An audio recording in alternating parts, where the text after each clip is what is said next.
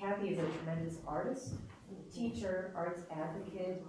She's wonderful with her colleagues, with teaching students of all ages, and also promoting multiculturalism and cultural exchange in really interesting, heartwarming ways. So thank you all so much for being here tonight with her.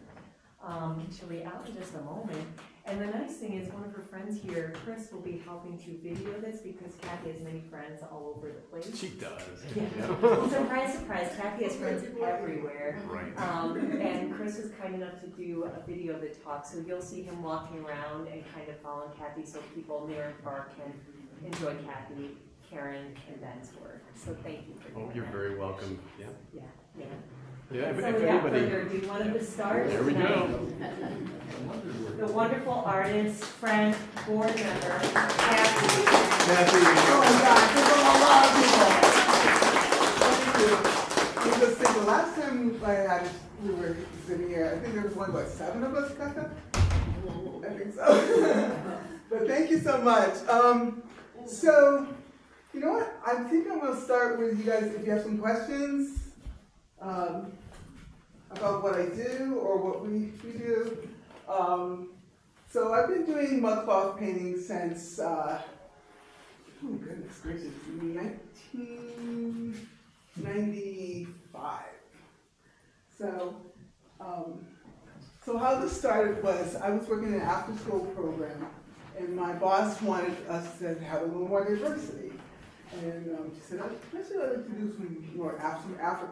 I'm like, I'd love to, but the only things I knew at the time were like more sculptures and weaving and fabric, and I was like, that's not for me. And then I ran across mud cloth painting, and I was like, well, I do love to paint, and earth science is a big hobby of mine. So I started doing that, and then I hooked up with an artist, mud cloth artist from Mali, over the internet, and she's exchanged some techniques with me. She's no longer with us because at the time, this was like 30 years, so she was 86 at the time. So I was lucky to spend some time with her virtually. And the other thing is, what we do is I collect soil from around the world. It's kind of, so a lot of the soil that I have in my collection is about maybe anywhere from 10 to 20 years back. Some of these places I've not been in years, like my friends, and my family friends of ours, from the Dead Sea. That's got to be like maybe 15, 16 years ago. So it's going to be really interesting. So if anyone went to the Dead Sea now, it's probably not going to have the same effect because, the environment has changed so much. And there was another one. Oh, when I went back to Maryland, I went to dig up some red ore. I noticed that was a little different. So I'm not going to get on a soapbox saying, environment is, but it is changing, and I see it in my artwork. Wow. So there's a difference. But some of my favorite soils, actually, I do like a lot of international soils, but some of my favorites is definitely from America. Like this one here, if you see the screen, it's called Gulpy. You can find that in Moulton, Maryland. I mean, Moulton, New Jersey. Sorry about that. And there's another one is from Mexico. I love this pinkish color. There's another one I like. If you look at the mother and child over there, her complexion is concentrated, it's mostly from Greece. And then the blanket that's under her is from the Dead Sea. Wow. So, and also, what we use in our traditional mud cloth are the images. So they actually have certain meanings. So when you use mud cloth images, you have to think about what kind of message you're trying to portray. So this is some of my favorites here.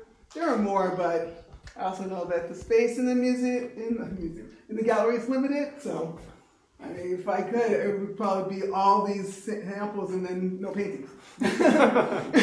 So this is one of my favorites. The fish bones means drought.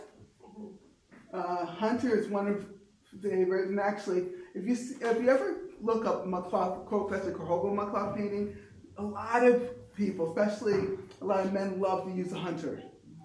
This is a very popular one. What's another one that's very popular that I see?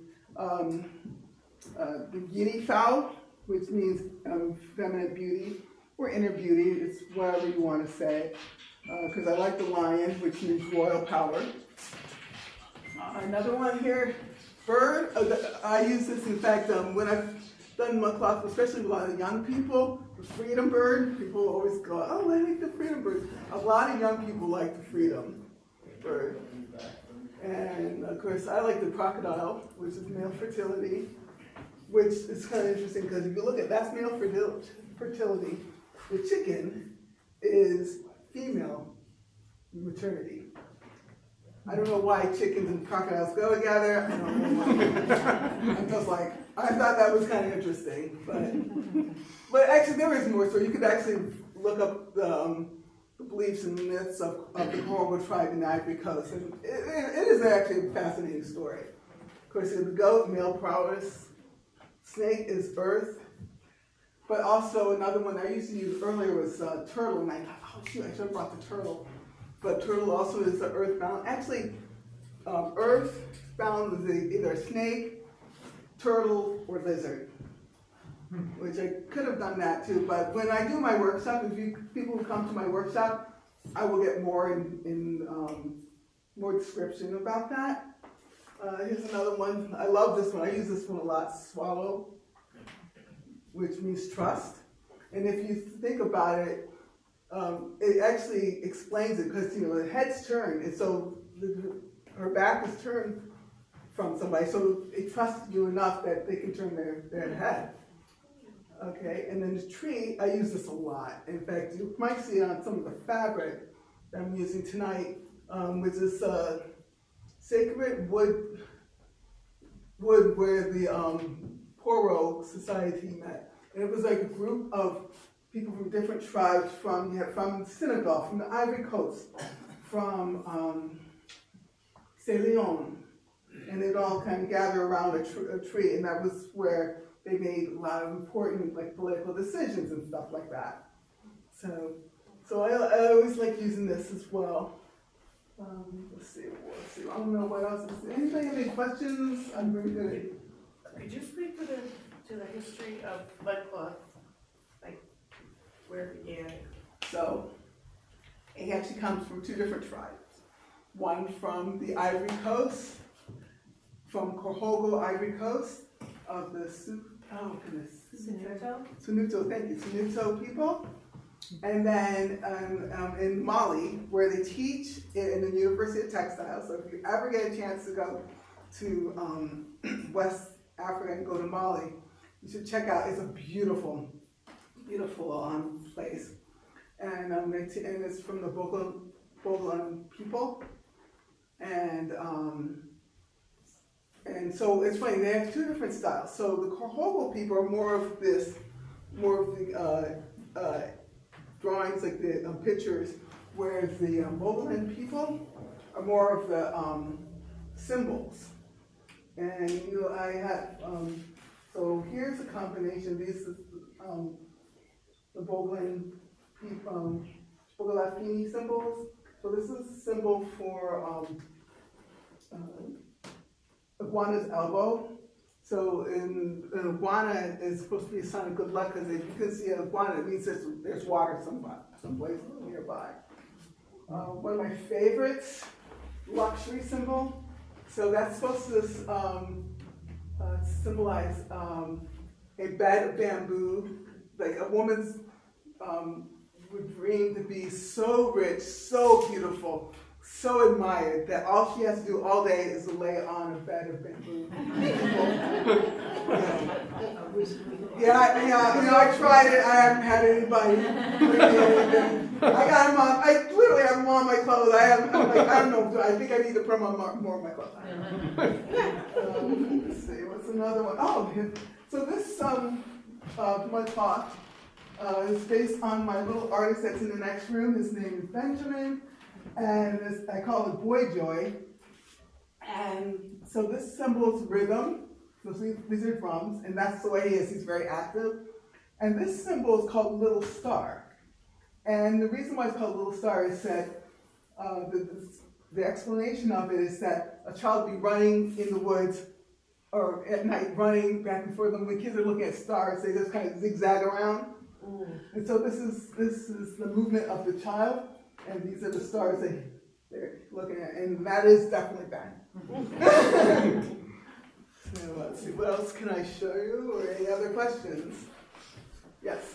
When you collect mud, how much do you collect, and do you have any wish list places that you want to go that you haven't gone there yet? We usually, when we collect soil, it depends on how lucky we are. Like we were in foreign places, we are lucky if we can get maybe a cup. Here's a funny one. If you look at the one from Ecuador, that salt and pepper looking one, that actually came by accident. A friend of mine was in Ecuador, and I guess he was on a boat, and he had soil in his socks, and he shook them out, and when he got to his hotel room, and he thought, oh, I'll give this to Kathye. I'm not proud. Gift out of someone's socks, I figured, I'm going to put it in the jar anyways. It's not like I'm going to be wearing this. Let's see, what's another? Here's a funny story. New York, Pennsylvania soil. So domestic soil, we usually get like a gallon at a time. And so one time I was driving home from Maryland to New York, and I was going through New York, PA, and those big purplish looking mountains? And well, anyway, I thought, oh, that's really neat. So I pull over. And so I'm sitting there, bent over, digging up soil. A police woman pulls up. She goes, and she doesn't get out of her car. She goes, ma'am, are you okay? I said, yeah, I'm just getting mud. I had to explain to her. So, so that was a little embarrassing because first I didn't know. I was like, am I not allowed to get this? I know in some countries you have to be careful about certain things that soil things that you take out. But yeah, luckily that was not an issue. So, any other questions? Do you have to screen it to get a certain texture to the mud, or you just use it as you find it? I just use it. Actually, basically, what the best thing to do is just put it in a jar or a glass container, and then you just let it sit. You have to let it sit for about a year so the iron oxide settles well enough and soft enough. Because what's going to happen is that the grains and the rocks sink to the bottom, the soft part comes to the top, and you can paint with that. So some people were like, "Oh, I want to paint with it the right way." I'm like, "Go ahead, see what you got." And then, of course, we always have to use bamboo sticks. I have a funny story about that. So when I was in Maryland at the Mount Pillier Art Center in Laurel, there were these two. A lot of people were just new, and they were like, "Oh, I just want to paint." They weren't artists. But we had two professional little watercolors, which there's nothing wrong with that, but they kind of had this. I was trying to teach them how to use sticks. They didn't want to use sticks for detail. I literally had big, small, little. I said, you really need to use sticks for the mud so you can paint. And they were like, oh, well, we're going to get our water. They got their little expensive watercolor brushes, and they thought they'd make a nice point. That soil messed those things up. I was like, I'm thinking, I'm watching, I'm like, ching-ching, wow. I was like, oh my gosh. And then they were like, well, I guess we should learn how to use these. I said, oh, if you like, I'm here to teach you. But they were like, first they were like, no, we want to do it. But yeah, it ruined their brushes. So after that, they learned that I kind of knew what I was doing. So, and that, yeah, painting with sticks is not that bad. So, and yes. I'm curious about the ceramic drums. Could you talk about those? Yes, so these are my sister Karen's drums, the Doombacks. So she does wood firing, and how she came up to doing drums is actually I asked her to make them because I'm a drummer. Chris is also a drummer, and yeah, that's right. And anyway, if anybody's interested in drum circle, seriously, yeah. Get this started. yeah, we do want to get that started. So So I went to in Maryland, there's the Festival of Lights thing, and then there was a potter who was making doombacks, and so I bought one, but the problem was when I got home, it broke, the bottom part broke, and so I asked her if she could replace it, and she said, oh yeah, and so she just gave me a drum that I didn't even ask for. It wasn't even the same size, it was smaller, and I was like, no, I don't want this, and so I thought, Karen's a potter. And so I asked Karen, I said, Karen, have you ever thought of making drums? She goes, no. I said, well, I really could use some drums. So I showed her what kind of sound I needed and the shapes that I was looking for. We would draw different shapes, and so then and I taught her how to put the heads on, and the rest is history. So yes, I'm to blame for my sister now making drums. Because I wanted a drum. So each one of these shapes makes a different noise? They do have different Can you show tones. us? Well, I don't really want to touch them, because I'm not going to buy it. Is there a groove in here? Is that how that works? Do you Yes. stretch that top? Yep, you have to, and actually that's what I showed her, is that you have to have a groove so you can put the skins on, and what we do is we soak it, and then we use either wood glue or that Gorilla Glue is fantastic. So we use Gorilla Glue, and then we put rubber bands, and one of us will pull it really tight while the other one puts the rubber bands on, and then once we hear that nice sound, then we'll put rubber bands. So usually the skin's a lot bigger than the drum, and so then we'll pull it down here, and then we'll put some on the bottom, so when it shrinks, it doesn't shrink all the way up. And then after that, we just cut it off. She actually rakes it and makes it look pretty. What kind of skins do you use? So we use different types. Today she used a lot of goat skins. We also use calf skin. We don't use cow because it's just the sound doesn't really resonate as well. But so basically we just use goat skin or calf skin. Any other questions? The symbols that you showed here with the mudcloth painting, is that symbolism that's older than mudcloth painting, or were they developed for the mudcloth painting? Or are they used in other art forms as well? No, this is basic. This is unique to the Cohogo tribe. Gotcha. Right, yeah. And this art is just the mudcloth? Right. Okay. And the same with the Boglin. That's from their tribe. So. Okay. Anything else? Wow, I can't believe there's so many. It doesn't, you can wash the fabric, it doesn't Yes. come out or anything. Yes. So it is permanent, and what we do is, especially when we're making mudcloth for wearable art, you actually, what you're doing is you're drawing it, and then you put tea on it, you draw on it, and then you let it dry, rinse it off, put tea on again, draw on it, rinse it off again, draw on it, and then that makes it very permanent. And actually the best way to care for mudcloth is either hand wash or, I said hand wash or dry clean, yeah. Anything else? What's the black? The black is, this is, let's see, this black, I don't know if that's, this is a little bit of Ireland soil. If you look on there, you'll see a lot of the, this deep dark one is black iron oxide from Baltimore. But there's different, if you look at, compared to this one, you'll see that this one's actually deeper. And this one's kind of like, it's black, but it's kind of like a grayish black. And you'll see that when you look at the soils over there, the difference. I did not put black iron oxide on there today, but we will. Kathye, Yes. if you use tea, do you just use it in certain areas? How do you keep the bright white? No. It's That's complete, the whole yes, thing. completely. And what we do is that once we're done, we bleach out the areas that we want to highlight. Oh, Okay, so your ground cloth, it Is, starts as white? no, brown cloth starts as the tea color, whatever tea you're Oh, so using. you're bleaching out, oh, all right. Yeah. Okay. Yeah, you're bleaching it out. Okay. So, anything else? Kathy, Yes. can I just remind you to share there's another component here which